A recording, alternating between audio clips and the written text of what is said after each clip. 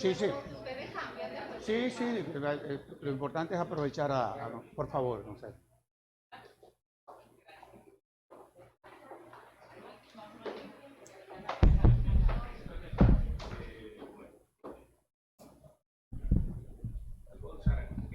Sí, claro que sí.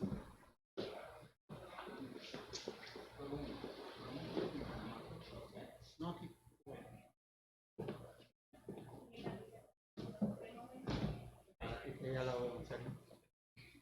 Que vamos a tener a don Sergio por unos minutos. Bueno, yo creo que debiéramos de iniciar la actividad. Muy buenos días a todos. Gracias por haber acudido a este espacio. Yo diría que histórico, ¿no? Que lo que procura es seguir insistiendo de la importancia para la democracia que tiene la libertad de expresión. Yo, antes de darle inicio formal a esta actividad, quisiera decir lo siguiente: y en qué contexto estamos celebrando este conversatorio con personas que tienen una visión monumental de qué es de lo que se trata la libertad de expresión y la libertad de prensa. Decenas de periodistas asesinados, otros condenados sin nunca habérsele pasado causa a muerte civil. Cómo el narcotráfico ha venido, y el crimen organizado y la impunidad han venido a atentar contra este derecho fundamental. Cómo en medio de todo lo que está pasando, el poder político muchas veces concentra de una u otra forma la información. Cómo las redes muchas veces todo y cada uno de nosotros nos convertimos en reporteros sin que la información madure. En fin, y cómo también la democracia, el Estado social y democrático de derecho, la libertad de expresión y el libre acceso a la información y la participación de la ciudadanía se convierten en una especie de sistema en donde cuando a una de ellas se le atenta, entonces ahí comienzan los problemas. Qué bueno, don Sergio, que usted esté aquí con nosotros, sobre todo en un momento en donde la libertad de expresión se ha visto, y ahí están los informes, amenazada en la mayoría de nuestros países. Qué bueno que usted está aquí, porque la verdad es que parecería que en estos tiempos ejercer el periodismo, parecería que hay que tener vocación al martirio. De todos modos, es en medio de este contexto que nosotros hemos conformado este panel que se va a fundamentar en una especie de conversatorio en donde yo como conductor voy a hacerle una serie de preguntas a ustedes en el marco de lo que han sido sus trabajos, sus presentaciones, sus escritos, a fin de que salgamos todos de aquí con una visión holística del derecho a la información, a la libertad de prensa, en fin. Nos acompaña, como dije, que va a estar de manera transitoria porque tiene otro compromiso, don Sergio Ramírez, reconocido escritor, abogado, la gente no lo sabe, pero es jurista, político. A veces cuando leo sus obras tengo la impresión que como político es atípico, porque la verdad es que no necesariamente lo que ha sido su trayectoria y lo que ha sido su forma de ver la vida ha sido la regla en el ejercicio de la política, sobre todo en América Latina. Tenemos también a don Carlos Fernando Chamorro. Bueno, Carlos, yo creo que a ti todos te conocemos, lo que ha sido tu trayectoria, tus intervenciones en programas de televisión, en programas de radio y todas las cosas que tú has tenido que recorrer en la vida para tú poder hacerle honor a la libertad de expresión, no solamente en Nicaragua, sino también en todo el mundo. Tenemos aquí, bueno, al buen amigo Juan Luis Font. Es un lujo tenerte aquí en este país. Guatemalteco, con una trayectoria impresionante y, en fin, he escuchado y te he oído mucho por la radio y he leído lo que han sido tus ensayos, tus escritos, y la verdad es que es un lujo tenerte en nuestro país. Percio Maldonado, ustedes lo conocen, director de El Nuevo Diario, abogado, periodista, comunicador, y es uno de nuestros más nobles, nuestros más grandiosos exponentes del periodista en nuestro país. Presidente de la Asociación Dominicana de Diarios. También tengo a Jimena Conde, reconocida constitucionalista, académica, profesora destacada de la Pontificia Universidad Católica Madre y Maestra, con un acervo jurídico que va más allá de la distancia. Y a nuestro Naunfí Rodríguez, abogado periodista, escritor, y que ha venido trabajando todo lo que ha sido la libertad de expresión, el derecho a la libertad de prensa en nuestro país, y es articulista de uno de los principales diarios de información de la República Dominicana. Quería hacer este pequeño preámbulo para que don Sergio, cuando se retire de esta actividad, se vaya con la noticia, con la información de qué es lo que nosotros vamos a hacer aquí y quiénes son los que están participando en este conversatorio. Para nosotros es un lujo. Quiero darle la palabra ahora a Odile Camilo, quien es la rectora magnífica de la Universidad Iberoamericana.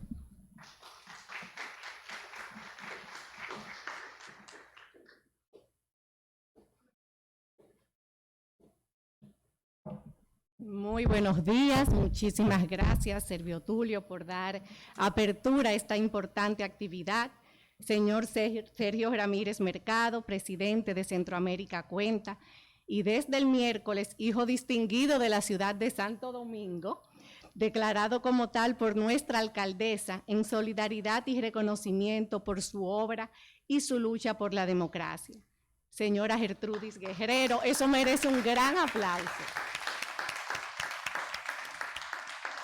Señora Gertrudis Guerrero, esposa de don Sergio, panelistas internacionales, Carlos Fernando Chamorro y Juan Luis Font, y con ellos a los demás escritores que durante esta semana han hecho de esta isla su casa.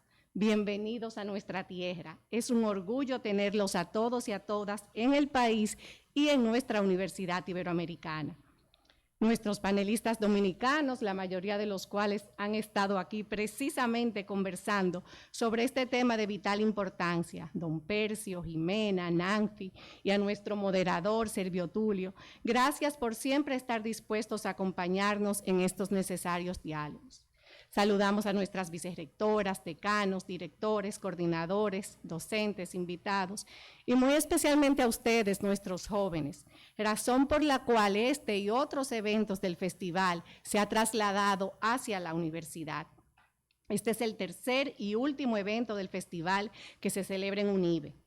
Las reflexiones, cuestionamientos y exhortaciones que en distintos temas han compartido los panelistas han revitalizado a nuestra comunidad académica, ávida siempre de oportunidades para pensar críticamente, proponer nuevas maneras de imaginar nuestro mundo y luchar por una sociedad más justa, democrática e inclusiva.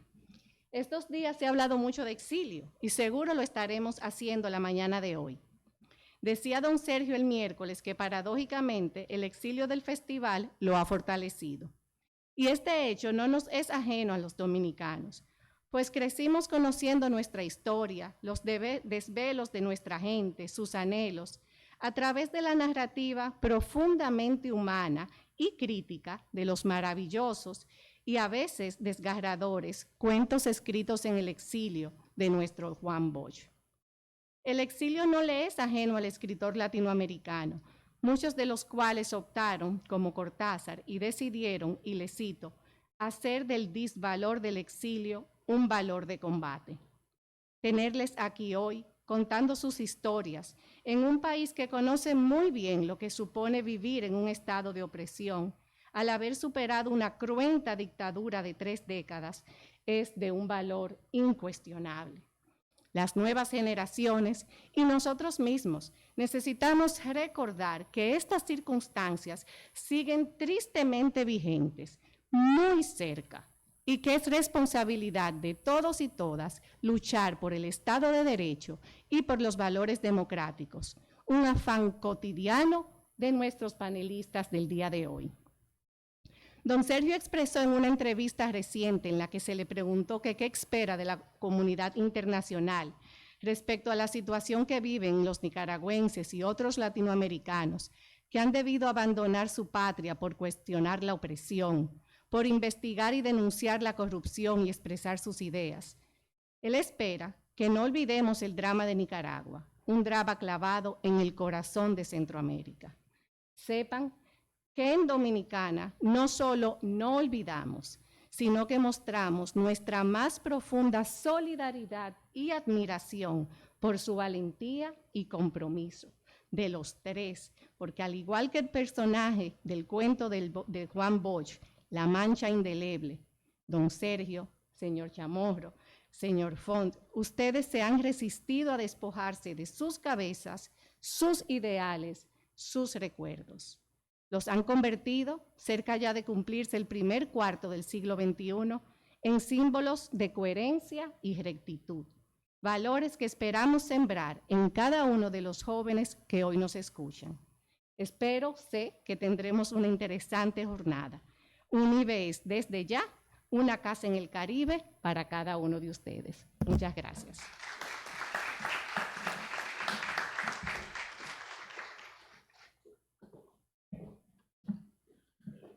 Bueno, don Sergio, nosotros quisiéramos que usted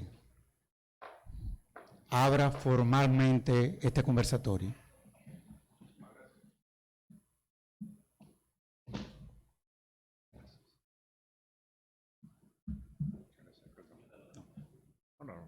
Perfecto, gracias, muy amable. Señora rectora, muchísimas gracias por sus palabras. Muchas gracias a la Universidad Iberoamericana por acogernos en esta reunión que dentro del programa de Centroamérica Cuenta, que en su 10º aniversario desarrollamos en la República Dominicana, Santiago y Santo Domingo, estos días. Esta mesa nosotros le damos una gran relevancia. La literatura trabaja con las palabras, igualmente el periodismo trabaja con las palabras, solo que su uso es distinto. La literatura busca exaltar la imaginación, el periodismo busca exaltar la verdad. Y por lo tanto la libertad de palabra es igualmente valiosa para nosotros en la literatura y en el periodismo. Hemos llegado en Centroamérica a la situación a la cual la señora rectora se refería, en que se cierran periódicos, estaciones de televisión, manu militari, se confiscan sus bienes, como ha ocurrido en Nicaragua. Se persigue a los directores de periódicos, se les encarcela, como ocurre en Guatemala con el director del periódico, que se ha visto, José Rubén Zamora, que sufre un proceso inicuo, está en la cárcel y su periódico, su diario, se ha visto obligado a cerrar antes su edición de papel y ahora su edición digital. Estamos viviendo las circunstancias en Guatemala, en El Salvador, en Nicaragua, en que la prensa independiente se está haciendo desde el exilio. Este es un rasgo nuevo de los nuevos tiempos de opresión que vivimos y de los nuevos tiempos que nos permite la tecnología digital. En Nicaragua no queda un solo periodista independiente dentro de las fronteras nacionales. Carlos Fernando Chamorro, que dirigía un conjunto de medios de comunicación, un programa de televisión, 2 programas de televisión, una medio de comunicación escrito y digital, El Confidencial. Los bienes de esta empresa periodística privada fueron confiscados. Él vive en el exilio, le fue retirada la nacionalidad, pero sigue informando a los nicaragüenses desde fuera de las fronteras, desde el exilio en Costa Rica. Lo mismo ocurre en Guatemala. El periódico que ahora ha cerrado, es probable que se siga haciendo desde fuera de las fronteras de Guatemala. En El Salvador, las medidas de excepción dictadas por el gobierno de represión, que son también contra la libertad de expresión, ha obligado al periódico Alfaro a salirse de El Salvador. Es un periódico digital, el primer periódico digital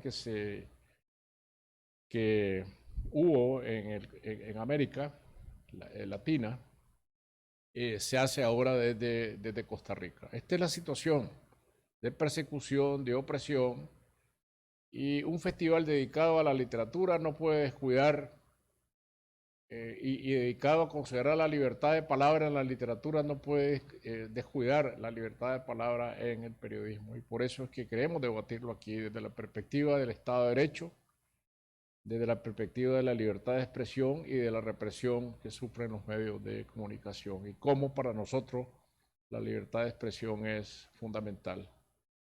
Muchísimas gracias entonces, señora rectora, por la acogida de nuevo que nos da. Y muchísimas gracias a los participantes y estoy absolutamente seguro que van a tener un debate muy rico, muy útil para informarse de cómo está la situación de la libertad de expresión en América Latina hoy día. Muchísimas gracias.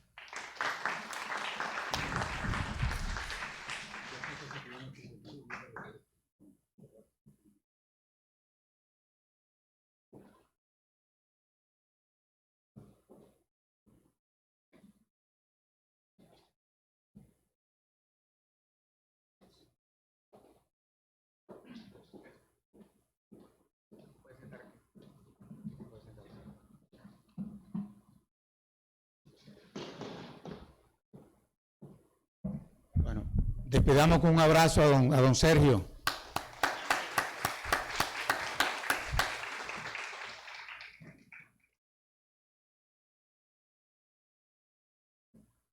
Bueno, yo voy a comenzar entonces la primera ronda con nuestros panelistas y quisiera comenzar con don Carlos Fernández Chamorro.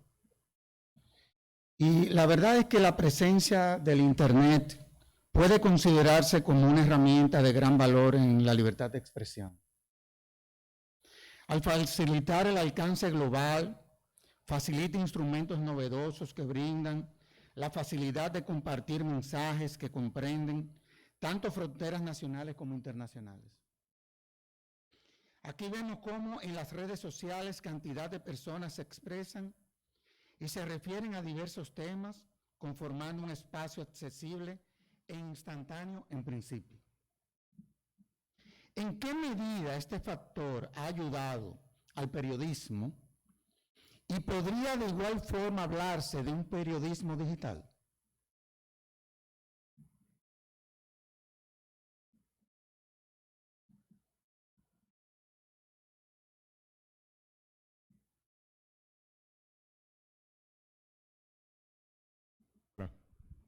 Sí, muchas gracias. Muy honrado de estar acá en este panel con todos los colegas y para hablar de este tema y sobre todo de nuestra propia experiencia en relación a la pregunta que estás haciendo. Voy a comenzar con una anécdota del pasado. Cuando en la época de la dictadura del siglo pasado, la dictadura de Anastasio Somoza en Nicaragua, se impuso la censura en 1978, después del asesinato de mi padre, Pedro Joaquín Chamorro, que es el director de la prensa. Se cerraron los noticieros de radio y los periodistas inventaron el método de leer las noticias de radio en los atrios de las iglesias, y a eso se le llamaba el periodismo de catacumbas, y no existía internet, pero había una forma de burlar la censura. Y también existían radioemisoras de onda corta clandestinas en la lucha contra la dictadura de Somoza. Internet cambia los mecanismos de difusión de información y de recepción también de información. Cuando la dictadura de Daniel Ortega asalta la redacción de Confidencial con la policía, sin ninguna orden judicial, en la madrugada del 13 de diciembre de 2018, nos roban todo, se llevan todos los equipos, las computadoras, los equipos de televisión, y sin embargo nosotros seguimos informando porque nuestro sitio web estaba activo. Y yo siempre dije, se robaron nuestra sala de redacción, pero la sala de redacción no son las 4 paredes de un espacio físico, sino que es la convicción de los reporteros de informar. Y mientras tengamos un canal, mi padre decía en algún momento, un megáfono, una plaza pública, bueno, Internet es un vehículo de difusión. Y pongo otro ejemplo. Yo también soy productor de televisión, no de un canal, pero un productor independiente que, asociado con canales privados, siempre he producido, comprando espacio, programas de televisión. Cuando en 2019, en febrero del 2019, en mi primer exilio en Costa Rica, la dictadura le dice al Canal 12, usted no puede seguir transmitiendo ese programa porque te cerramos el canal. Es decir, no hay ningún decreto, no hay ninguna orden, simplemente es una acción de facto de la que no queda ninguna huella. Si algún historiador quiere encontrar el papel sobre cómo se impuso la censura de televisión, no lo va a encontrar, porque es una amenaza. Y yo hablo con el director del canal y me dice, Carlos, no puedo divulgar tu programa porque me cierran el canal. Yo le dije, perfecto, pero yo lo voy a denunciar. Usted no lo puede denunciar, pero yo sí lo voy a hacer. Y entonces yo convoqué a la audiencia a conectarse con nosotros en nuestro canal de YouTube. Entonces Confidencial tenía un canal de YouTube que yo no entendía para qué lo teníamos, porque estábamos en la televisión abierta y en el sistema de cable. Y sin embargo los muchachos jóvenes de mi redacción dijeron, hay que estar en YouTube. Y ya teníamos el canal, y el canal tenía 20,000 suscriptores. Wow. Bueno, hoy ese canal tiene 425,000 suscriptores, porque nosotros lo convertimos en la principal plataforma para divulgar contenidos. Y podría seguir brindando ejemplos sobre cómo las plataformas de Internet le permitieron o le han permitido a la prensa nicaragüense desde el exilio, en Costa Rica principalmente, también en Estados Unidos o en España o en cualquier lado. No se necesita tener un domicilio para reportear, para producir información y para divulgar contenido. Ahora, dicho todo eso, hay que reconocer que las redes sociales son también un territorio, un espacio en disputa, donde no solo uno puede brindar información confiable, sino que también son canales a través de los cuales se difunde la desinformación y se genera la polarización política.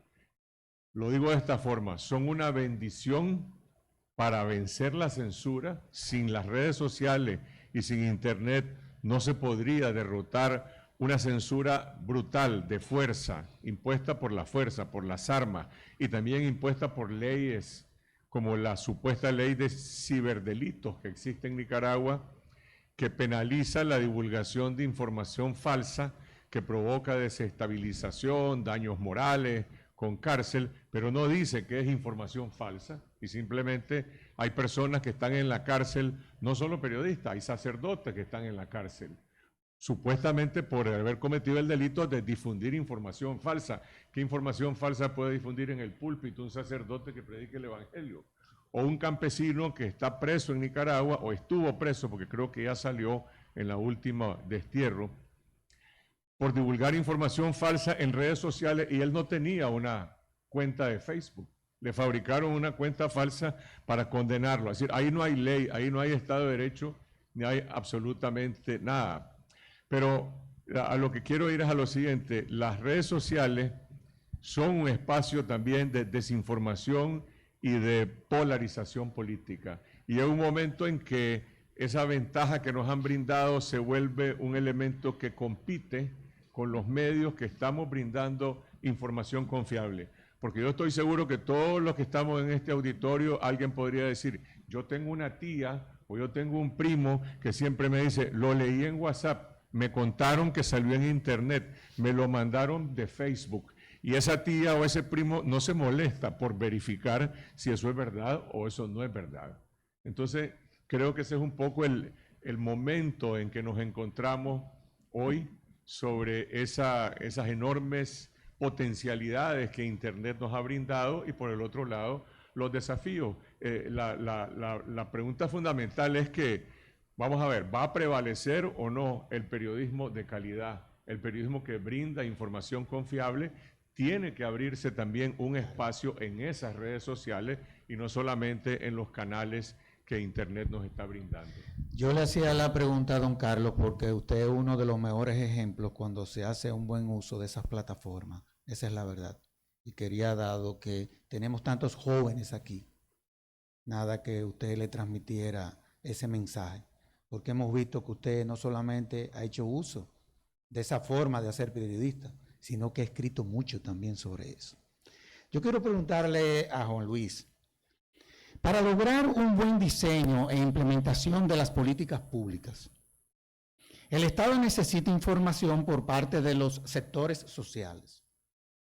¿Cómo influye la libertad de expresión en el ejercicio de los deberes políticos mediante el reconocimiento de un Estado social, democrático y de derecho que garantiza el ejercicio de esas libertades públicas?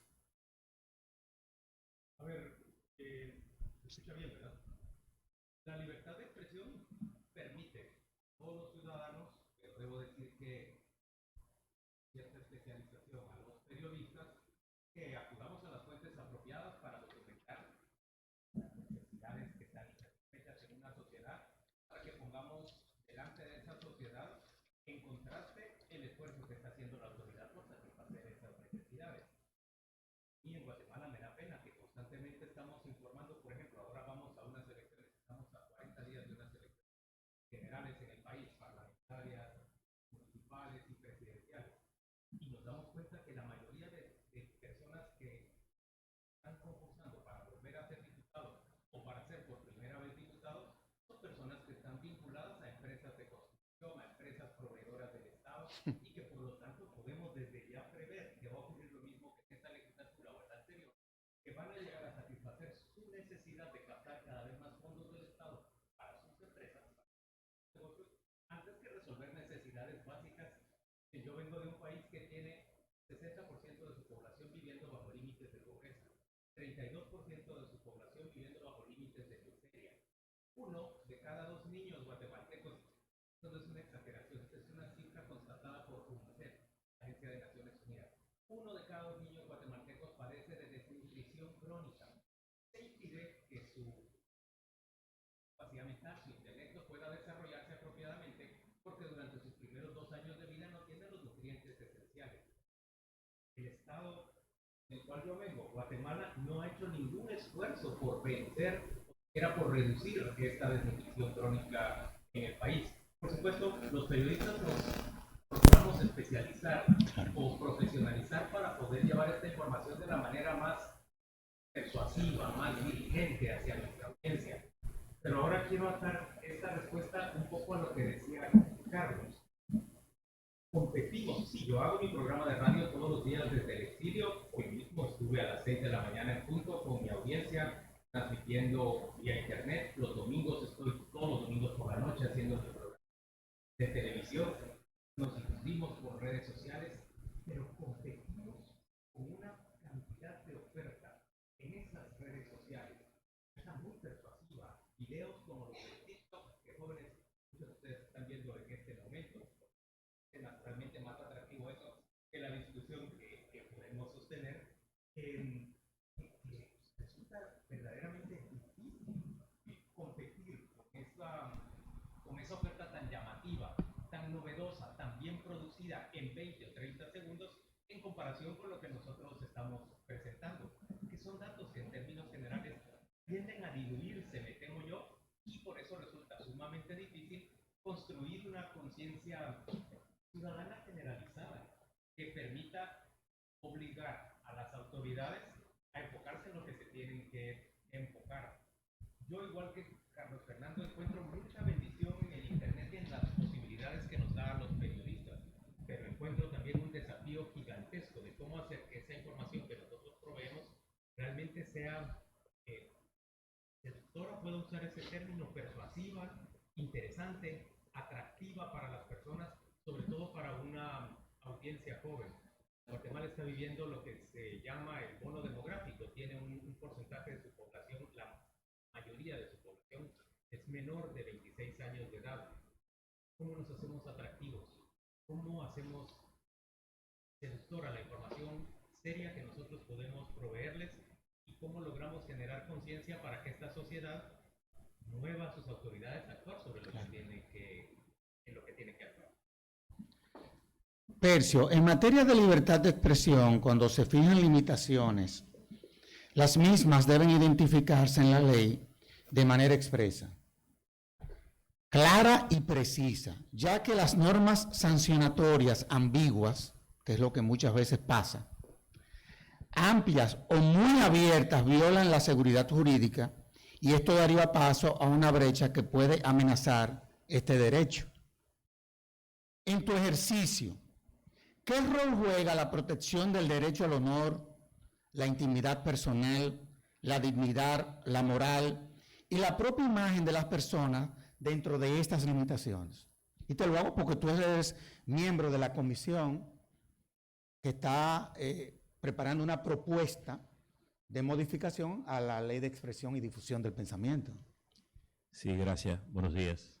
Bueno, lo primero que quiero es expresarle mi solidaridad a ustedes por la situación que están atravesando en Centroamérica, en estos países que han mencionado, pero como dicen que el poder suele ser absurdo, ustedes dejaron de ser ciudadanos nacionales para ser ciudadanos universales, de manera que le otorgamos también nuestra nacionalidad y lo acogemos como tales, hermanos de trabajo y de lucha. Tengo de alguna manera la coincidencia de que estuve en Nicaragua en 1984, cuando el Frente Sandinista anunció las primeras elecciones libres. Y coincidencialmente su madre, Violeta Chamorro, fuimos en el mismo avión de Panamá a Nicaragua. Todavía no figuraba como una figura política, que luego fue candidata y presidente de la República. Allí confluyeron todo el liderazgo de América Latina a apoyar esto, y de República Dominicana el profesor Juan Bosch y el doctor José Francisco Peña Gómez, entre otros líderes que fuimos allí a visitar a Nicaragua para ser testigos de ese acontecimiento. Y la verdad es que lamento mucho el deterioro que a partir de ese momento Nicaragua ha sufrido. República Dominicana ha estado muy vinculado a Nicaragua, incluso desde cuando Sandino con Gergonio Urbano Gilbert, que sí que es un dominicano que estuvo en esa lucha por la independencia de Nicaragua, por la conformación de Nicaragua. Por tanto, ustedes están muy de cerca con nosotros en todos los sentidos. A propósito de la pregunta que me hace Servio Tulio, y en el ejercicio de la comunicación, uno siempre tiene un dilema con el tema de la libertad de expresión. Yo creo que la libertad de expresión no se limita, no tiene límite, no se puede establecer límite. Lo que se establece es un entorno de regulación para proteger otros derechos fundamentales, como el honor, la personalidad, la figura, la imagen, para que cualquier exceso en la libertad de expresión pueda ser sancionado y compensado de manera justa a las personas que pueda dañarse. Pero nadie me puede limitar en mi derecho de decir lo que yo pienso. Si eso que digo afecta a alguna persona, yo tengo una consecuencia y por tanto es lo que en realidad tiende a regularse. Y por eso hay tanto cuidado de que esas regulaciones no sean demasiado excesivas para que no se presten a abuso contra el ejercicio. Y muchos gobiernos autocráticos suelen usar figuras como esta para coartar esa libertad de expresión. Centroamérica Cuenta es una instancia no solo para el ejercicio del periodismo, para contar la historia de Centroamérica desde el punto de vista del periodismo, también lo es para contar la literatura, el arte, la pintura es parte de esa libre expresión. Por tanto, yo creo que sin libertad de expresión plena no hay libertad ni de ejercicio periodístico ni tampoco de literatura. Y creo que don Sergio decía en el primer conversatorio que tuvimos en el Banco Central cuando se abrió Centroamérica Cuenta, una cosa muy importante, porque se hizo la pregunta de cómo escribir, cómo un escritor escribe sabiendo que tiene una limitación para que sus obras se publiquen. Y él dijo, una manera es de uno irse engañando a uno mismo y hacer la obra pensando en que no la va a publicar, y después uno va resolviendo cada uno de esos temas. Creo que don Carlos ha planteado una cosa importante y veo que lo del YouTube lo tuvo que aprender forzosamente, ¿verdad? Porque a veces por la generación no se está al día con la tecnología. Yo creo que la tecnología nos ha planteado un desafío primero a nosotros en el ejercicio del periodismo, que es la universalización de todo lo que hacemos. Yo creo que ese es el primer gran desafío que tenemos. Pero también le está planteando a la democracia un desafío enorme. Desafío por el alcance. Y la verdad es que se hace difícil gobernar con todo el mundo hablando al mismo tiempo. Y ese es el primer miedo que el poder tiene, no solo con la prensa convencional, que ya hoy es prensa convencional, es redes, es webs, es canales digitales y todo, y gracias a esa realidad ustedes han podido desde fuera, no hay distancia y ustedes pueden expresarse y mantenerse al día. Por tanto, yo creo que es muy importante que nosotros entendamos esto. Hay un ecosistema de noticias falsas, muy serio, que también es una preocupación, y yo creo que donde mejor ha quedado evaluada es en el estudio del Instituto Reuters y la Universidad de Oxford, donde establece que el 54.6% de las noticias que se leen en América Latina son noticias falsas. Y porque hay instancias hoy construyendo noticias falsas, porque a veces es más fácil hacer una buena noticia falsa que una verdadera. La verdadera tiene que estar basada en un hecho que ocurre, que podamos contar.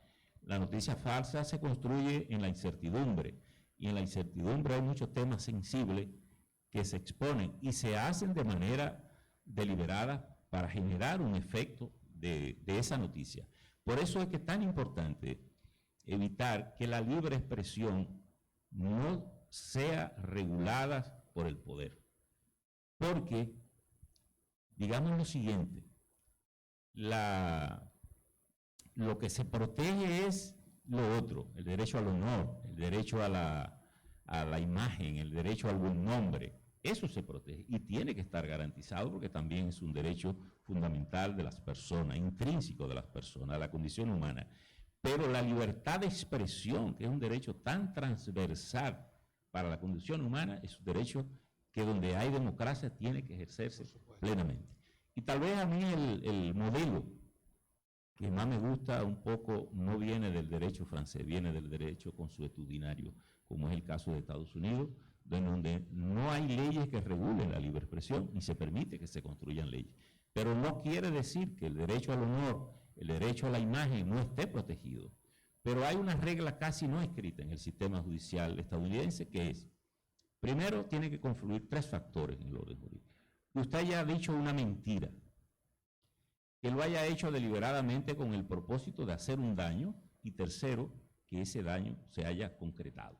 Si es así, casi siempre el tribunal condena y le da ganancia de causa y protege, digamos, a la persona que se siente afectada. Por tanto, yo creo, Servio Tulio, que la libertad de expresión no se debe regular, no se debe limitar, lo que se protege es lo otro. Por eso se dice siempre que la mejor regla para la libertad de expresión es aquella que no se escribe, porque hay que tener, las sociedades tienen que tener esa garantía de libertad plena para expresar. Ahora, usted se excedió, dañó a alguien, obviamente hay unas consecuencias que es precisamente donde entra el derecho al honor, el derecho a la imagen y a la personalidad. No, y es bueno esa explicación que tú das, porque el año pasado el Congreso tuvo tentado a de una u otra forma aprobar una legislación en donde la libertad de expresión se exponía a una censura previa. Ese es el tema. Y nuestros legisladores, sobre todo los del continente, son muy creativos muchas veces y haciendo uso de su poder aprueban una serie de normas con unos niveles de ambigüedad que muchas veces le generan mucho problema a la libertad de expresión. Y ese es el riesgo. Ese es el riesgo.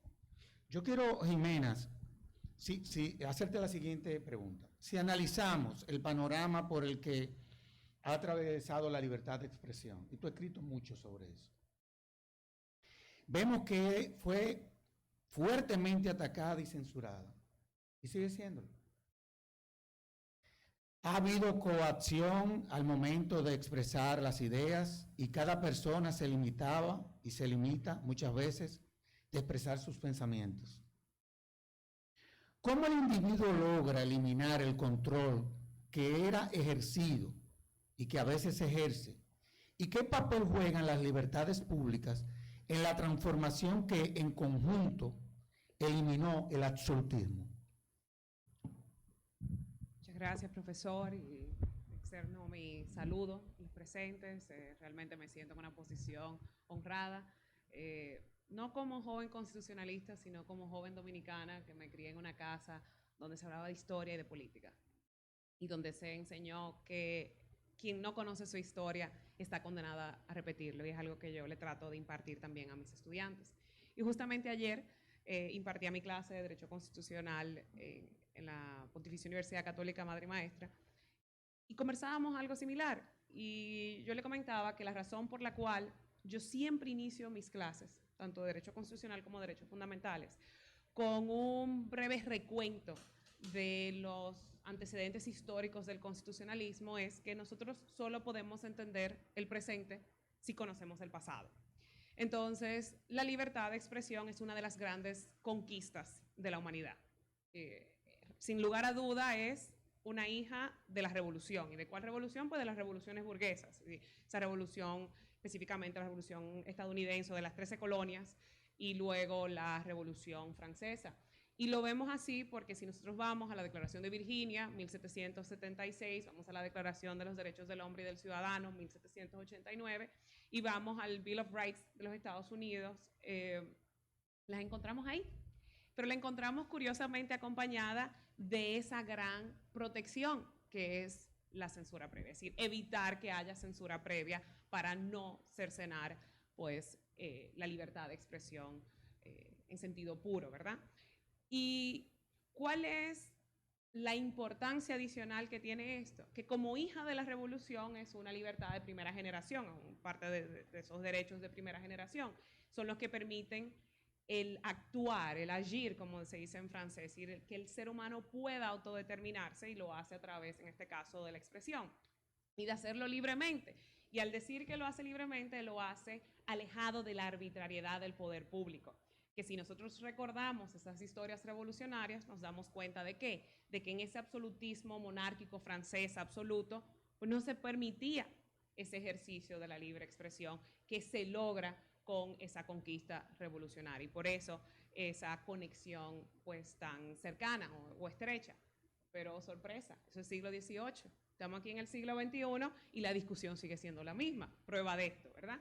Entonces nosotros todavía estamos pues en esa lucha constante, ya no quizás con olor a pólvora, como refiere el magistrado presidente de nuestro Tribunal Constitucional cuando habla de los inicios del constitucionalismo, pero quizás vamos a decir con olor digital, ¿verdad? Porque lo tenemos, y en los países donde tenemos pues esta represión política, militar, castrense, pues obviamente ahí sí, con olor a sangre. Entonces, esa conexión estrecha se mantiene, y la libertad de expresión sigue siendo esa libertad de actuar y ¿de qué? De expresarnos, de conocer, de dar a conocer, de informar, pero también ese límite al poder público y a la arbitrariedad. Entonces, esa conexión estrecha que tienen. Nanfi, tú eres un tratadista y convencionalista. La Declaración Universal de los Derechos Humanos bien señala que el mismo no puede ser inquietado por transmitir sus opiniones, de modo que la libertad de expresión integra el contenido intelectual, producto de las actividades humanas en los que predomina el uso de la razón. Viendo que le permite consagrarse como una opinión que defiende una idea, ¿cuál es el elemento fundamental que persigue proteger este derecho? Bueno, muy buenos días. Buenos días a nuestros queridos invitados. Igualmente deseo expresar mi consternación por la situación que viven en sus respectivos países, y muy especialmente por el tema del grave deterioro que han sufrido las libertades públicas en los últimos años. Esta mañana leía justamente en las redes sociales que al otro lado del mundo la Liga Árabe estaba recibiendo a Bashar al-Assad, el dictador sirio, que había mantenido una posición por lo menos de cuestionamiento, y que parece que hay un vuelco de la posición de la Liga Árabe. Y digo, caramba, pero qué situación tan grave esta de los derechos humanos, crímenes de lesa humanidad masivos, permanentes en Siria, y parece ser que la real política se impone. Y en cierto modo eso explica también el fenómeno que se da en países como Nicaragua, Guatemala, donde hay procesos de regresión democrática, proceso incluso de vendetta política, en el caso guatemalteco, frente a personalidades y actores políticos que en el pasado reivindicaron la democracia, reivindicaron la lucha contra la impunidad. Ese es el problema específicamente en Guatemala. Y es un fenómeno realmente muy preocupante, sobre todo la inercia de la comunidad internacional. Mira, Servio Tulio, yo siempre creo que la definición que ofreció George Orwell, el autor inglés que hizo ese magnífico libro llamado 1984, esa novela distópica, que como todos los escritores siempre tienen ese don de convertirse en profeta, profetizaba el mundo que habría de venir con el estalinismo. Creo que su definición ha sido la más asertiva del tema de la libertad de expresión. Es decir, la libertad de expresión no es cualquier libertad, es decir, no es el derecho a decir cualquier cosa, es el derecho a decir lo que la gente no quiere oír, es el derecho a decir lo que molesta. Pienso que ese es el núcleo esencial de la libertad de expresión. Ese derecho a no ser molestado, como tú dices, que refiere el Pacto Internacional de los Derechos Civiles y Políticos.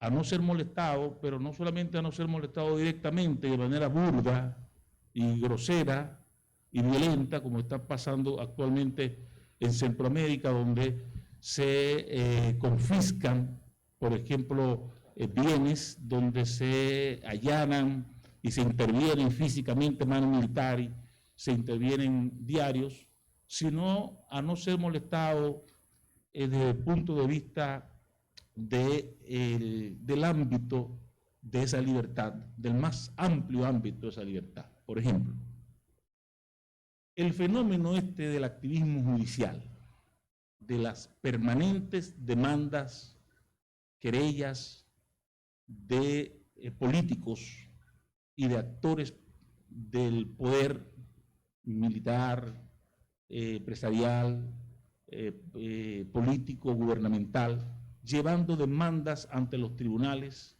hoy se está erigiendo como una de las principales amenazas contra la libertad de expresión en la región. Es decir, lo que estamos viendo es que todo este proceso que se ha desencadenado en Guatemala, en Nicaragua, en El Salvador, ha ido acompañado del largo brazo del poder, de un poder judicial condicionado. Ahorita creo que se citaba el caso de Zamora referido a una cuestión de un falso expediente por lavado de activos. Pero la misma situación se produce con figuras como la confiscación, una figura que constitucionalmente en República Dominicana y en todas las democracias está prohibida, es decir, la posibilidad para que los estudiantes comprendan de un juez dictaminar o dictar la expropiación general de los bienes de una persona. Es decir, eso no es posible. Se pueden hacer confiscaciones particulares de bienes vinculados a actividades ilícitas, pero no despojar del patrimonio general material a una persona. Entonces, reavivar esa figura jurídica, confiscación general de todos los bienes, expropiación general de todos los bienes de una persona, persecución absoluta, detención física, todo esto ha ido aparejado de controles sobre el Poder Judicial. Nosotros que vivimos una democracia pujante en República Dominicana y como ha dicho el señor Font, donde, bueno, hay toda esta diversidad que ofrecen las redes sociales, muchas veces incluso en esta cultura del espectáculo, no nos damos cuenta que tan cerca están pasando cosas tan graves. Tenemos que tener a la vista esta cuestión y hacer un vehemente llamamiento, sobre todo a la rama, al Poder Judicial, respecto de que debemos tomar conciencia de que el excesivo activismo, las excesivas demandas contra periodistas, contra defensores de derechos humanos, contra actores políticos, constituye justamente una lesión a ese núcleo esencial a que tú haces referencia, de la libertad de expresión, que es el derecho a expresarnos sin ser molestados. Yo quiero seguir con don Carlos y me gustaría, sobre todo, seguir insistiendo con la libertad de expresión. La libertad de expresión internamente posee sus pilares, de modo que constituyen los principios o los principales tipos concretos de expresión. Aquí encontramos, por ejemplo, el derecho a escribir, a pensar, el derecho a hablar, el derecho a difundir, el derecho a buscar y el derecho a acceder y poseer información. La Corte Interamericana de los Derechos Humanos, en diferentes ocasiones, destacando sobre todo el derecho a escribir, ha indicado que estos pilares son un medio esencial para la actividad periodística o quienes formulan opiniones. En este contexto y dirigiéndonos a un plano práctico, ¿son todos estos pilares ejercidos en la actividad periodística? ¿Cuáles son las amenazas que se mantienen a su acecho y qué se puede aportar para luchar por la democracia? Creo que la mejor forma de reflexionar y responder la pregunta es contando un poco los hechos de lo que ha sido la evolución de Nicaragua. Yo creo que Nicaragua es un buen estudio de caso Primero, de cómo se desmantela progresivamente el Estado de Derecho, cómo colapsa el Estado de Derecho. Es un proceso que no ocurre en un día, no fue el resultado de un acto, está asociado a todo un proceso político de cooptación y captura del Estado, de concentración de todos los poderes del Estado por un régimen que llegó al poder por medios democráticos. Ganó una elección incluso en primera vuelta, gracias a una regla muy sui generis que había concertado antes Daniel Ortega cuando era el líder de la oposición con Arnoldo Alemán, presidente liberal de uno de los gobiernos de transición muy corrupto, y que eso ocurrió en el año 2000. Ortega y Alemán pactaron un proceso de partidización de los poderes del Estado. Estoy hablando de la Corte Suprema de Justicia, de la Contraloría, de la Fiscalía, y al mismo tiempo cambiaron la regla electoral de la segunda vuelta y bajaron el umbral para que se pudiera ganar en primera vuelta con solo el 35%, teniendo 5 puntos de ventaja sobre el segundo lugar. Posiblemente en ese momento Alemán pensó que Daniel Ortega nunca iba a lograr eso, y sí lo logró porque los otros partidos se dividieron en una elección.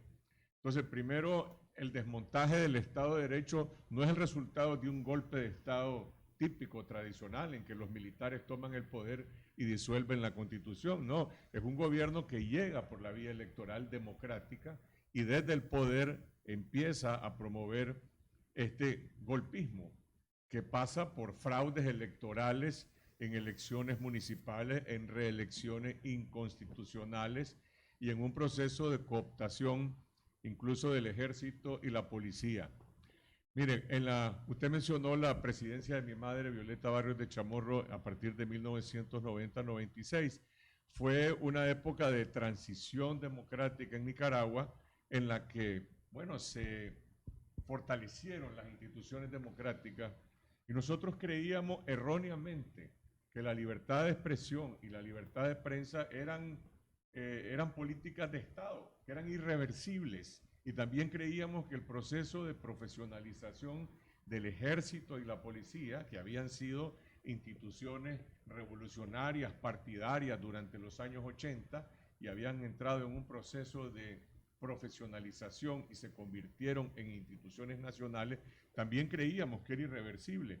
Y sin embargo, todo eso fue cambiando. Y en la medida en que el Estado de Derecho se debilita, que no hay protección legal para un ciudadano, porque la policía se convierte en una institución partidaria, el ejército también, la fiscalía también, la Corte Suprema de Justicia también, pues entonces la protección al derecho de escribir, la protección a la libertad de prensa y también a la libertad de opinión y de expresión quedan completamente invalidadas y se van demoliendo también por las vías de hecho. Y quiero precisar algo que posiblemente no se termina de entender si no hablamos de los hechos en el caso de Nicaragua. No solamente está criminalizada la libertad de información, es decir, el ejercicio del periodismo, también está criminalizada la libertad de opinión. Es decir, hay personas que han ido a la cárcel porque brindaron una opinión, porque le dieron una entrevista a un medio de comunicación nacional o internacional, o simplemente porque se expresaron en la calle con la bandera nacional. Carlos, solo por añadir el absurdo ahí, recuerdo cuando informaste que incluso el conductor del vehículo que llevaba a unos reporteros a cubrir, oigan esto, la expulsión del país de un grupo de religiosas de origen indio, ¿verdad? Estaban, de las madres de la Caridad de Madre Teresa de Calcuta. Al conductor del vehículo que llevaba a los reporteros lo procesaron penalmente por haber manejado el vehículo. Y en los últimos 3 presos políticos periodistas que hay en Nicaragua, uno de ellos se llama apellido Ticay, él es un corresponsal en la ciudad de Nandaime de Canal 10. Canal 10 es el canal de mayor difusión del país, pero no lo encarcelaron por haber dicho algo o publicado una noticia en el Canal 10, es porque en su Facebook él transmitió porque filmó una procesión del miércoles santo, en la Semana Santa, porque en Nicaragua también la libertad religiosa está conculcada, hay sacerdotes y obispos en la cárcel, y el gobierno prohibió las procesiones, porque dentro de su mentalidad totalitaria y paranoia posiblemente considera que las procesiones son un punto de reunión, porque la libertad de reunión está conculcada y la libertad de movilización también. Entonces, ahí estamos hablando ya de un caso extremo, por eso yo decía, es importante estudiarlo como un caso extremo y cada quien puede verse en ese espejo. Creo que los colegas de Guatemala, de El Salvador, de Honduras, se están viendo en ese espejo de Nicaragua. Pero lo fundamental es que hay una relación, digamos, hay una conexión directa entre el colapso y el desmontaje del Estado de Derecho y la pérdida de la libertad de información y la libertad de expresión, donde lo único que queda, en este caso a los medios de comunicación, aparte de lo que permite la tecnología, es la relación con las audiencias, la credibilidad. A nosotros nadie nos brinda ninguna protección, no hay ninguna ley que nos pueda proteger, no hay ninguna institución, ni siquiera la iglesia, ni comisiones de derechos humanos, porque todas también han sido ilegalizadas. De manera que lo único que nos protege es producir información a la cual la gente le otorgue credibilidad. Y eso es lo único, al final de cuentas es el periodismo puro y duro lo que protege al periodismo y la libertad de información y la libertad de opinión cuando no hay Estado de Derecho. Qué bien. Juan Luis, un aspecto importante que hay que resaltar es que vemos que el acceso a la información viene comprendido en la libertad de expresar los pensamientos. La libertad de información opera solo cuando el individuo muestra interés en acceder a las fuentes públicas o por igual. Estos organismos tienen un deber sin petición de interesado de publicar y difundir ampliamente sus documentos de importancia al interés público. Sí, claro, la autoridad tiene obligación de hacer públicos sus actos porque está desarrollando esos actos con tu contribución y con la mía como ciudadanos que estamos pagando impuestos y que por lo tanto financiamos lo que ellos desarrollan, pero además es que los actos que ellos desarrollan nos conciernen a nosotros porque nos afectan de una manera positiva o negativa. Tenemos derecho a saber qué es lo que ellos están haciendo, pero la verdad, y hablo respecto a Guatemala, y creo que puedo generalizar en Centroamérica, es que la cultura del funcionariado es la del ocultamiento de sus actos y la de la procura de dificultar el acceso de la ciudadanía, pero sobre todo de la prensa, porque es la que va con más precisión a buscar los datos de esa información. Se han desarrollado leyes de acceso a la información en buena parte de los países, pero en mi caso, en Guatemala, yo encuentro que esas leyes le han dado a las autoridades y a las instituciones, sobre todo, argumentos para retrasar por lo menos en 30 días la entrega de una respuesta, lo cual, para los que hacemos periodismo, sabemos que es un poco ponerle una lápida o mandar a la sepultura el interés público sobre una información que tiende a ser urgente y oportuno. Tú necesitas la información de manera rápida para poder explicarle a tu audiencia, y si te la van a ofrecer dentro de 30 días, que suele ser que a los 30 días nos responden, no compete darle la información por tratarse de datos de seguridad estratégica nacional o algo por el estilo, te retrasan todavía más. Los periodistas, por supuesto, somos, voy a decir, ingeniosos y buscamos mecanismos para obtener esa información distintos a los de las fuentes oficiales. Pero sí necesitamos en muchos casos que esas fuentes oficiales se abran para informar. Hay una tendencia a constreñir el acceso a la información y esa es una tendencia muy negativa. Miren, Carlos Fernando decía, hay que verse en el espejo de Nicaragua.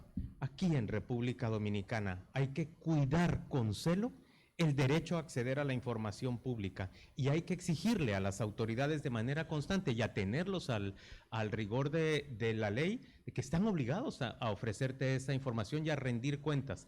Rendición de cuentas es algo esencial. Y solo me das un instante para decir, hace un minuto mencioné lo de que en Guatemala tenemos 1 de cada 2 niños con desnutrición crónica y que esto hace más difícil que desarrollen su capacidad capacidades mentales, sus capacidades intelectuales.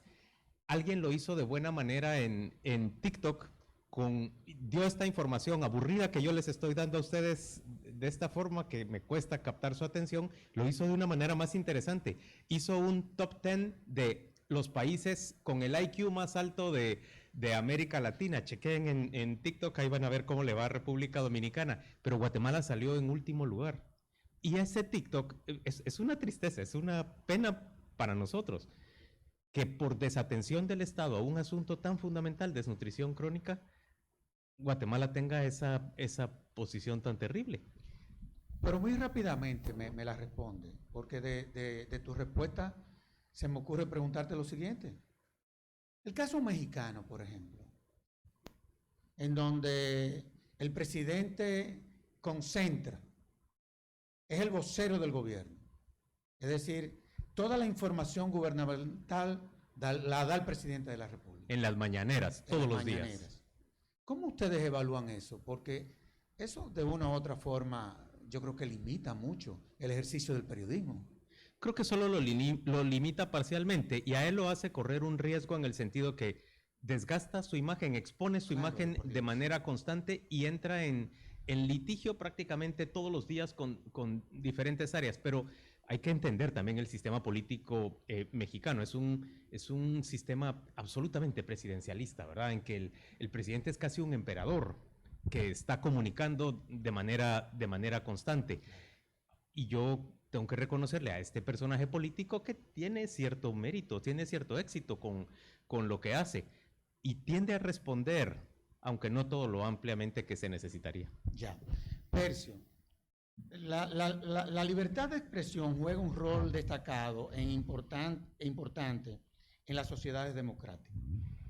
Vemos que es fiel protectora de la diversidad ideológica y de lo que individualmente cada persona comparte. Dicho de otra manera, podríamos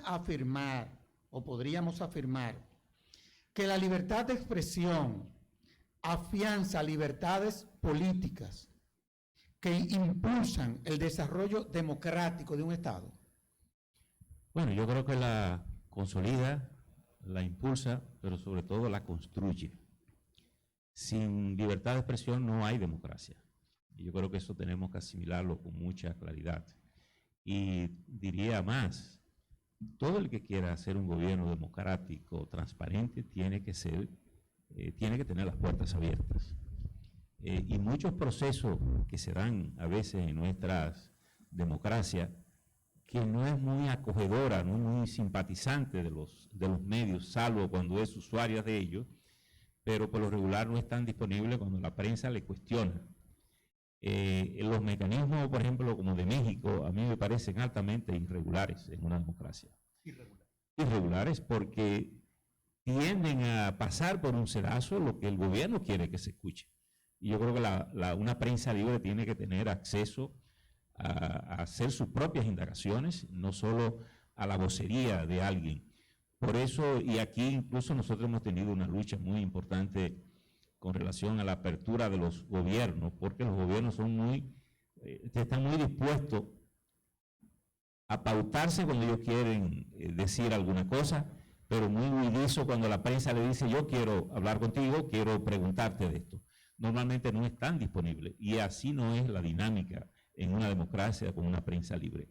Entonces yo creo que los ciudadanos tienen que saber que los gobiernos democráticos tienen una responsabilidad de informar sus actos, de poner disponibles. Aquí, por ejemplo, tenemos una ley de libre acceso a la opinión pública, y en la mayoría de los casos donde se han conseguido cierto nivel de informaciones, tiene que ser a través de una disposición judicial, porque siempre hay los mecanismos de distraer, de entregar de manera parcial la información que se pide, pero yo creo que una democracia tiene que tener responsabilidad de transparencia frente a sus ciudadanos. Más allá incluso de las tareas de nosotros, que es la de indagar, la de buscar, la de recibir informaciones como ciudadanos y como medio, pero yo creo que la democracia tiene que considerar la prensa, los medios como un elemento, como un patrimonio fundamental de la democracia. Y desgraciadamente América Latina no es muy acogedora de eso. Yo diría que cuando uno hace una comparación entre el bloque europeo, por ejemplo, la Unión Europea, los 27 estados de la Unión Europea son aliados de los medios frente a las plataformas universales. Australia, que tal vez ha sido el país más radical en esa posición, ha sido un aliado de los medios. Canadá está procesando ahora su legislación para proteger sus medios frente a las plataformas. Y lo está haciendo Estados Unidos, que se entregó ya el proyecto en el Congreso. No sé si vieron estos días la Asociación de Medios Estadounidenses en una comunicación que envió al presidente Biden, pidiéndole que el gobierno se sume a esto. Sin embargo, en América Latina, el resto de América Latina, nos ha dado mucho más trabajo conseguir ese consenso de que los estados consideren a los medios como parte de ese patrimonio de la democracia y de la libertad. Jimena, el Estado, y siguiendo con el Estado, debe de ser garante de promover disposiciones encaminadas a garantizar las publicaciones de informaciones, pero ¿tiene el Estado potestad e interés legítimo en prohibir ciertas formas de expresión del pensamiento que sean inmorales a fin de proteger la forma de vida social? ¿Bajo cuál o cuáles criterios? Y en este mismo tenor, ¿puede el Estado sancionar a una persona que con sus opiniones afecte la integridad de éste? Mire, esa es una pregunta un poco complicada. Una cosa es la teoría, una cosa es la teoría y otra cosa es la práctica. En principio pudiéramos decir, dado que la libertad de expresión viene acompañada de ser hermanita gemela, que es la prohibición a la censura previa, pues en principio no, ¿verdad? Y la libertad de expresión está diseñada inicialmente como una libertad negativa, es decir, de abstención de parte del Estado. A diferencia de otras libertades o derechos ya de otras generaciones, de segunda o tercera generación, que requieren de la acción positiva del Estado para fomentarlo y desarrollarlo y que tienen un desarrollo gradual, ¿verdad? Pero en el caso de la libertad de expresión, tenemos una situación que complica y es el mundo orwelliano en el que vivimos. Porque vivimos en un mundo orwelliano, donde nosotros sabemos lo que pasa en nuestros países, pero dentro de nuestros países hubo un borrón y cuenta nueva y ya eso no pasó, ¿verdad? Ya las cosas buenas, por ejemplo, de don Carlos, se quitan, se eliminan porque él es un enemigo del Estado, ¿verdad? Entonces ahí vivimos en este mundo donde ya no sé cuál es el límite, y lo mismo está pasando en Rusia con toda la situación de la guerra de Ucrania, ¿verdad? Que no es no solo de este lado, sino también del otro lado. Entonces, cuando lo vemos así, ese ejercicio de limitación cuasi absoluta, pues la respuesta es obviamente que no. ¿Sí? El Estado no debe limitar porque pasa este tipo de cosas. Pero luego entonces tenemos el problema cuando la libertad de expresión se hace con un uso arbitrario de quien expresa, ¿verdad? Donde procura la discriminación, donde procura la coacción, donde lo que procura es la difusión de esos fake news. Entonces, y donde claramente hay una afectación de la moral, ¿verdad? Entendida esta en sentido amplio, que la moral cada quien la entendemos. Siento que estás hablando de Trump sin mencionarlo. No sé de qué hablo, pero también tenemos cuando puede afectar pues la infancia o la juventud, ¿verdad? Que sí efectivamente puede afectarla más por ese acceso irrestricto que tenemos a la tecnología. Es decir, aquí vivimos conectados 24/7, todo el tiempo, absorbiendo, sin necesariamente una capacidad de discernimiento, que era lo que hablábamos en ese momento. Entonces, cuando hay quizás esos elementos, pues entonces quizás el Estado tiene que matizar el ejercicio de la libertad de expresión. No prohibirla, no censurarla, matizarla. ¿Sí? Donde el acceso puede tal vez requerir de unos pasos previos. Sí, la jurisprudencia constitucional española así lo ha dicho, especialmente cuando tiene que ver con espectáculos públicos. Es decir, no es que no se pueda entrar, pero cuando tiene que ver con infancia y juventud, pues sí hay que limitar el acceso porque su capacidad de entender el mensaje se distorsiona o simplemente no lo logran captar. Y pasó también en Chile cuando el caso de la última tentación de Cristo, ¿verdad? Que es bien polémica y es un caso relevante para nosotros. Es decir, tú tienes que matizar el acceso a o matizar la expresión en esos contextos muy específicos. Nanfi, el ámbito de las comunicaciones, tú eres, bueno, comunicador, periodista, jurista, ha evolucionado y ha tomado un papel estelar en las relaciones humanas. Con ello, la intervención del Internet revolucionó el uso de los medios de comunicación. Son cada vez más frecuentes las nuevas posibilidades de acceso para la multiplicación de la información y la unión de usuarios que se experimenta en esta época. Puesto el elevado rol del Internet, ustedes saben cuántas veces nosotros chequeamos el celular, ya el estudio se hizo, diario, 221 veces. 221 veces. El acceso a este podría considerarse como un derecho que deriva de la libertad de expresión, o al contrario, el acceso al Internet es un derecho que, visto su constante desarrollo, debería considerarse como un derecho desligado a la libertad de expresión. Bueno, tú acabas de plantear todo un tema. Mira, gracias por lo de comunicador. Yo hace tiempo, ¿verdad?, que tuve la honra de ejercer el periodismo. Como dice Gabo, cuando era feliz e indocumentado. Y mi mayor deseo es volver, pero los avatares de las clases, del derecho no me lo permiten. Y no crean que eso es una ventaja. Percio Maldonado, que te estoy mirando con una sonrisa socarrona, porque si estuviese en esa posición, estos dos señores que están aquí sentados, yo hiciera un programa maravilloso, que te sugiero a ti, que además de ser presidente de la Sociedad de Diario, un experto en libertad de expresión, eres director de uno de los periódicos que ha hecho mejor la sinergia digital, hacer una entrevista dentro del tiempo que le permite el festival, porque nosotros aquí deberíamos estar hablando de cuestiones muy interesantes. Por ejemplo, cómo estos medios, en el caso del Confidencial, que es un medio que está con su director en el exilio, su personal en el exilio, su logística en el exilio, lo que pasa también un poco con el tema del Faro, cómo estos medios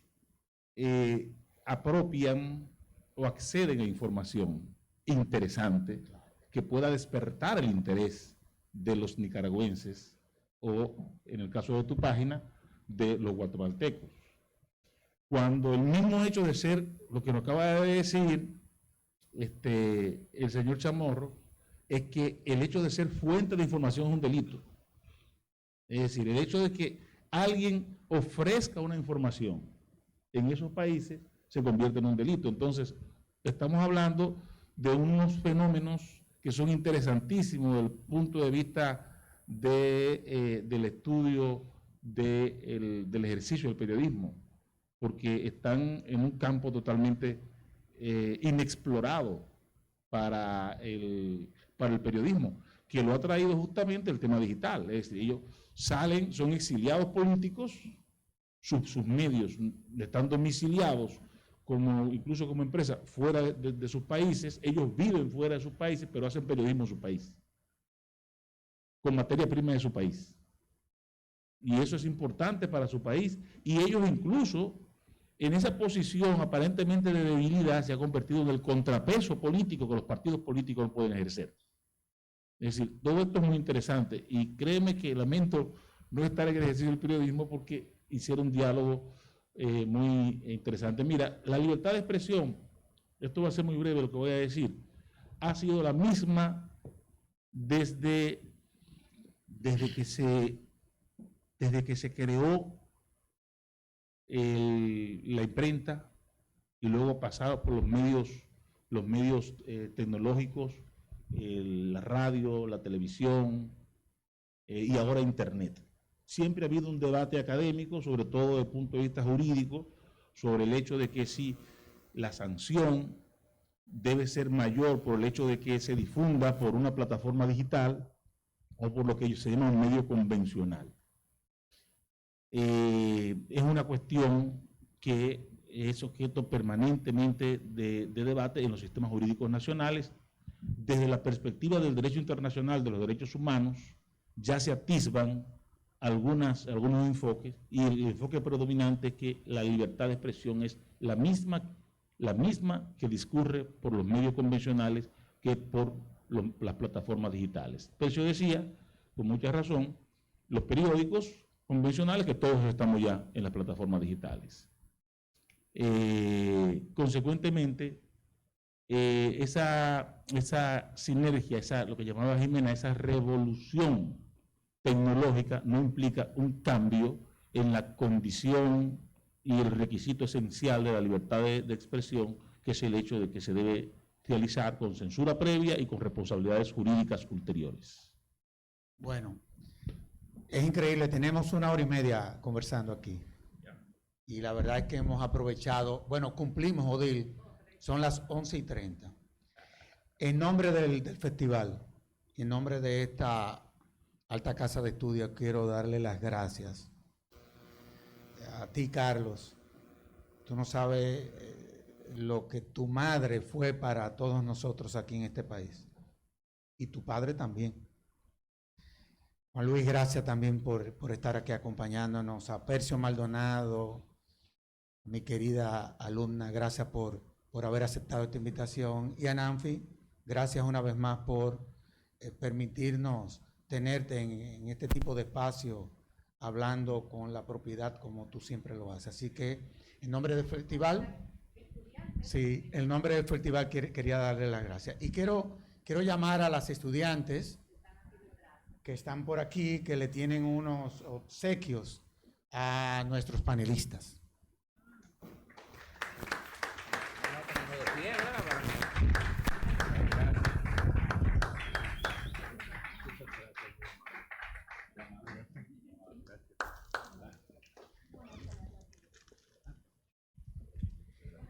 Ellas son miembros de un grupo de lectura que ha conformado la universidad y ya me dijeron que iban a comenzar leyendo una obra de Mauro que se llama Inteligencia Antigua para Tiempos Modernos. Así que las felicito, muchachas.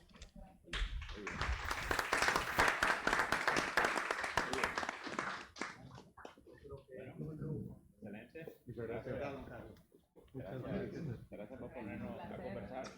Cuando estaba hablando de la mañanera de AMLO. ¿Qué le parece? Gracias. Muchas gracias. Un gusto. Muy bien. ¿La foto aquí mismo? Sí, ahí mismo. Está muy bien.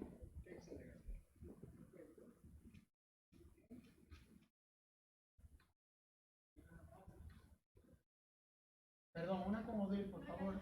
Ya. Bueno, señores, muchísimas gracias a todos. Gracias. Decía que cuando estaban hablando de la mañanera de AMLO, me sentí tentado ¿qué querías decir? A defender a AMLO, porque en Nicaragua Daniel Ortega nunca daba una conferencia de prensa en 16 años. Y ayer habló, la noticia